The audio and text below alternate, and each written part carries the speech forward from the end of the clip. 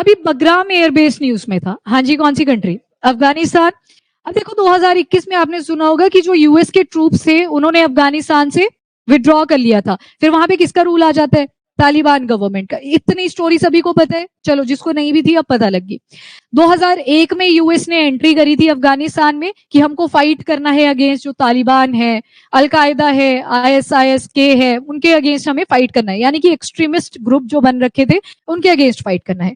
अब थोड़ा सा पहले इसको ज्योग्राफिकली देख लो। तो मैप पे जाओगे तो यहाँ पे इंडिया दिखाई देगा आपको, यहाँ पाकिस्तान है और यहाँ पे आपको अफगानिस्तान मिलेगा, which is one of the part of golden crescent भी। कैपिटल क्या आ जाएगी? काबुल। अब बस काबुल के नॉर्थ में आप जाओगे 40 किलोमीटर के डिस्टेंस पे, तो यहाँ पे एक प्रोविंस आता है जिसका नाम है परवन प्रोविंस। मेरे ख्याल से ये स्लाइड में नहीं लिखा है, ये मुझे अभी आया याद पॉइंट। परवन प्रोविंस, यहाँ पे ये बगराम जो एयरबेस है वो लोकेटेड है।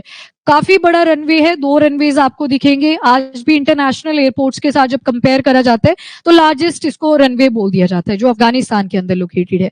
पहले तो बताओ, ज्योग्राफिकली पता लग गया आपको, नॉर्थ डायरेक्शन में है। अब बगराम की स्ट्रेटेजिक इंपॉर्टेंस भी है अपने में ही। क्या इंपॉर्टेंस है? नंबर 1 थिंग, हैवी एयरलिफ्टिंग भी आपको यहां से करवानी है, आराम से करवाई जा सकती है। रनवे इतना लंबा है तो आराम से हो जाती है एयरलिफ्टिंग। नंबर 2, लॉजिस्टिक पर्पस से भी इसको यूज करा जाता है। यूएस को अगर अपने कोई भी ऑपरेशन कंडक्ट करने होते थे, मिसाइल की डिप्लॉयमेंट एक जगह से दूसरी जगह पे करवानी होती थी, लॉजिस्टिक पर्पस से भी इस बगराम एयरबेस को यूज करा गया। तो लॉजिस्टिक आ गया, हैवी एयरलिफ्टिंग आ गई। नंबर 3, इंटेलिजेंस के पर्पस से भी यूज करा जाता है। इंटेलिजेंस क्यों यहाँ पे आई? एक तरफ पाकिस्तान आपको मिल रहा है, दूसरी तरफ ईरान मिल रहा है, तो इन पर्पस से भी इस एयरबेस को यूज करा जाता था। अब ज्योग्राफिकली अगर आप देखेंगे, एक तरफ ईरान के साथ ये कनेक्टिविटी इंश्योर कर रहा है, अफगानिस्तान का बॉर्डर लग रहा है ना ईरान के साथ, एक स्ट्रेटेजिक इंपॉर्टेंस तो ये सारी आ गई। दूसरी ये वाली आ जाएगी। तीसरी, इधर एक छोटा सा कॉरिडोर है जिसको याद ही कर लो, वखान कॉरिडोर। Very good, वखान corridor. ये कनेक्टिविटी इंश्योर करता है चाइना के जिनजियांग रीजन में, जो कि पहले तिब्बत का पार्ट हुआ था, सिंस चाइना ने ऑक्यूपाई कर लिया तिब्बत को, तो जिनजियांग रीजन जो है उसके साथ यहाँ पे कनेक्टिविटी इंश्योर करता है। इसी वजह से स्ट्रेटेजिकली आप देखें, और साइड में पाकिस्तान है, तो स्ट्रेटेजिकली इंपॉर्टेंट हो जाता है बगराम एयरबेस। ऊपर से रनवे इतना लंबा, इंटरनेशनल एयरपोर्ट के साथ कंपेयर करते थे। इवन आप अगर 2012 में देखो 2001 में एंट्री हुई थी यूएस और जो बाकी के नाटो फोर्सेस थे जिन्होंने अपने अपने मेंबर्स को भेजा हुआ था, इनकी एंट्री हुई थी 2001 में। इससे भी पहले चले जाते हैं 1950s में आ जाओ, जब इसकी कंस्ट्रक्शन करी, किसने करी थी इसकी कंस्ट्रक्शन? बगराम एयरबेस की? नो, रशिया ने करी थी। रशिया का भी उस टाइम पे क्या हुआ करता था? Soviet union. कंस्ट्रक्शन कर दी। 1980s तक सोवियत यूनियन की प्रेजेंस आपको यहीं पे मिलेगी। 1980s में सोवियत यूनियन विड्रॉ कर लेता है। क्या रीजन रहा होगा? 1980s में जो सोवियत यूनियन है, जो आज के टाइम पे आप Russia, Estonia, Latvia, Lithuania, then Georgia, Armenia, Azerbaijan all, वो 15 कंट्रीज आप पढ़ते हो, तो सोवियत यूनियन ने विड्रॉ कर लिया फ्रॉम। अब 1991 में क्या होना था? डिसइंटीग्रेशन। तो लड़ाइयां पहले ही शुरू हुई होंगी ना, तो सोवियत यूनियन अपने में ही कंफ्यूज रह गया कि ये जो एथनिक वायलेंसेस हमारी अपनी कंट्रीज के बीच में हो रहे हैं उसको पहले रिजॉल्व करा जाए। 1980s में आप सोवियत यूनियन का यहाँ से विड्रॉ देखोगे। अब टाइम पीरियड देखो, 2001 1980s, लगभग कितना डिफरेंस आ गया? 20 साल का। अफगानिस्तान के अंदर अब कुछ ग्रुप्स थे, एक्सट्रीमिस्ट ग्रुप्स, जिनकी प्रेजेंस इंक्रीज होने लगती है। कुछ एग्जाम्पल आपको पता है, तालिबान आ गया, अलकायदा जैसे ग्रुप्स आ गए, देन और कौन कौन थे? ISIS आ गए। मल्टीपल ग्रुप्स थे जिनके लिए शरण बन जाती है अफगानिस्तान। तो यूएस और नाटो की एंट्री हो जाती है अफगानिस्तान में कि इनके अगेंस्ट हम फाइट करेंगे। अब एंट्री हो चुकी है 2001 में। 2012 में आप देखोगे कि यूएस के ट्रूप्स का जो नंबर था अफगानिस्तान के बगराम एयरबेस में, वो 1 लाख के आसपास पहुंच चुका था। सोच लो अब एरिया कितना होगा इसके पास में।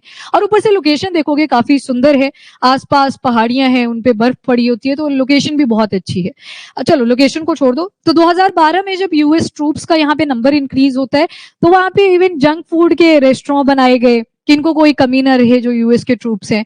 फिर आती है तालिबान की ठीक ठाक इन्वेजन। टाइम पीरियड था 2021 वाला, जब आपने कुछ फोटोज देखी होंगी, वीडियोस देखी होंगी कि एयरक्राफ्ट चल रहा है यूएस का, एयरफोर्स का, और उसके साथ लोग भी लटके जा रहे हैं कि हमको भी ले चलो, क्योंकि तालिबान ने एक्चुअल में उस टाइम पे एडमिनिस्ट्रेशन को एक्वायर कर लिया था। तो अब तालिबान को बोला, यूएस तो धमकी दे रहा था। ट्रम्प की स्टेटमेंट सुनी होगी, आई वांट इट बैक, कि मेरे को दोबारा से अपना जो बगराम एयरबेस है वो वापस चाहिए। कैसे बोलता है वो अजीब सी आवाज में, हर कुछ ही बोलता है जब भी मुंह खोलता है। बट एनीवेज उन्होंने धमकी दी तालिबान गवर्नमेंट को कि ये जो बगराम एयरबेस है ये हमें दोबारा से वापस चाहिए। अब सोचो 20 साल की मिलिट्री प्रेजेंस थी पहले तो यूएस की यहाँ पे, फिर 2021 में ये चले जाते हैं, जब एक्चुअल में फाइट शुरू होती है, जब एक्चुअल में आपकी प्रेजेंस चाहिए थी, उस टाइम पे ये छोड़ के चले गए थे। तो तालिबान गवर्नमेंट ने फॉर नाउ रिजेक्ट कर दिया है कि हम तो नहीं देंगे बगराम एयरबेस आपको वापस से। तो फिर यूएस की दोबारा से स्टेटमेंट आती है, यानी कि ट्रम्प बोलता है बैड थिंग्स कैन हैपन, मतलब आपके साथ बुरा हो सकता है। अब वो जो बुरी चीजें हैं उसमें क्या क्या पॉसिबिलिटी निकल के आती है, वो आपका मेंस का पेपर रहता है, उसमें पूछ लेते हैं आपसे पॉसिबिलिटी। तो जब भी ऐसी कोई धमकी आती है, ज्योग्राफिकली आपको लोकेशन क्लियर होनी चाहिए। अब देखो कौन सा एरिया है जहां पे कहीं ना कहीं टेररिज्म आपको एसोसिएटेड हमेशा मिलेगा। ईरान के साथ नंबर 1 क्या करता है, sanction. Number 1 possibility can be sanction. दूसरा आपने साइबर अटैक सुने होंगे, तो cyber attack can also be a possibility. तीसरा आपने टारगेटेड स्ट्राइक्स के बारे में सुना होगा कि कुछ इंपॉर्टेंट लोकेशन है वहां पे स्ट्राइक कंडक्ट करवा दो, टारगेटेड स्ट्राइक हो सकती है। नंबर 4 जो सॉफ्ट स्किल के ऊपर बेस्ड होता है, दैट इज डिप्लोमेटिक प्रेशर्स।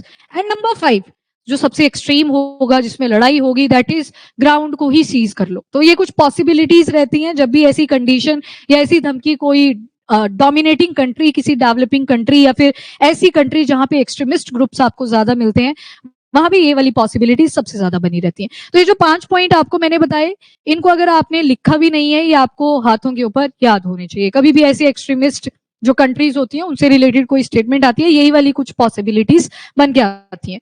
थोड़ा क्लियर हुआ आपको, ज्योग्राफिकल पॉइंट ऑफ व्यू पता लगा, strategic point of view. Geography मतलब कहाँ पे लोकेटेड है, क्या क्या अफगानिस्तान के बॉर्डरिंग कंट्रीज आते हैं उनको आपने देखना है। एंड स्ट्रेटेजिकली क्यों इंपॉर्टेंट है ईरान, जिसके साथ यूएस की ऑलरेडी नहीं बनती है। अब फंक्शन क्या था, इंटेलिजेंस से रिलेटेड ईरान के लिए एक इंपॉर्टेंट कनेक्टिविटी का पॉइंट बन जाएगा, सॉरी यूएस के लिए ईरान के साथ एक इंपॉर्टेंट पॉइंट बन जाएगा। देन चाइना दूसरी तरफ, वखान कॉरिडोर न्यूज में आ गया, तो वखान कॉरिडोर ध्यान में रखना है, अफगानिस्तान को चाइना के साथ कनेक्ट कर रहा है, नैरो पाथवे है।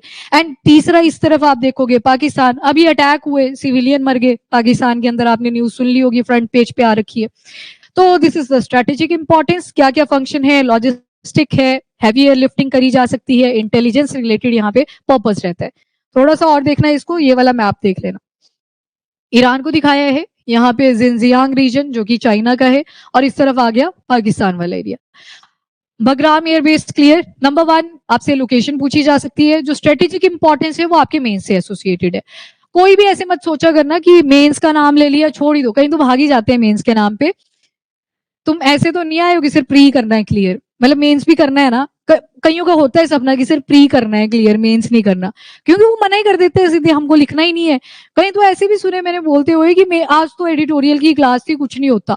अरे that is very important, 30 question अगर आपके एडिटोरियल की ही क्लास से आ रहे हैं तो वो पेपर क्वालिफाई करवाएगा आपको, ठीक है। तो ऐसे नहीं सोचना है। Okay done.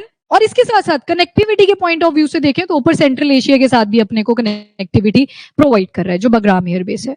क्लियर, ठीक है। वही सारी चीजें लिखी हैं जो मैंने स्टोरी आपको बताई, ये देख लो 2001 का time period, American presence 1 lakh, US के ट्रूप्स 2012 वाला जो टाइम पीरियड था, और क्या क्या फंक्शन है वो देख लो ऊपर, air operation, intelligence, logistic purpose, storage depot की तरह भी एक्ट करता है। स्टोरेज डिपो का मतलब अगर हाँ जितने भी एम्यूनिशन है उसके लिए as a ware house, store house की तरह एक्ट करेगा। देन उसके बाद फीचर्स क्या क्या है, इवन आपको यहाँ पे हॉस्पिटल्स की फैसिलिटी मिलेगी, फ्यूल डिपोज मिलेंगे, फ्यूल यहाँ पे स्टोर करके रखा हुआ है, जो भी ईंधन यूज किया जाता है ऑपरेशन ऑफ जितने भी आपके एयरक्राफ्ट होते हैं। फास्ट फूड रेस्टोरेंट ये बने थे 2012 में, जब सबसे ज्यादा यूएस ट्रूप्स का यहाँ पे नंबर इंक्रीज हुआ था। मतलब इलेक्ट्रॉनिक्स का सामान आपको मिल जाएगा। अफगान रग्स, अब ये रग्स क्या चीज है, मैट्स वगैरह आ गई, कारपेट आ गई, जो एथनिक लोग वहां के बनाते हैं, मतलब जो लोकल पॉपुलेशन है अफगानिस्तान की, डिफरेंट एथनिक कल्चर्स हैं वहां पे भी, तो वो लोग खुद बनाते हैं इनको, तो वो भी यहाँ पे अवेलेबल है। तो एक मार्केट भी आपको इस बगराम एयरबेस के अंदर दिखाई देती है। और मैसिव प्रिजन कॉम्प्लेक्स, जेल भी है यहाँ पे बनी हुई, जो उस टाइम की बनी है जब 2001 में एंट्री हो जाती है यूएस की। उसके बाद यूएस कब ट्रूप्स को विड्रॉ करता है, तो 2021 में फिर फाइनली यहाँ पे तालिबान की एंट्री होती है। अब 2021 के बाद 2025 में बोला है कि मुझे ये दोबारा से वापस चाहिए, नहीं तो बुरी चीजें हो सकती हैं।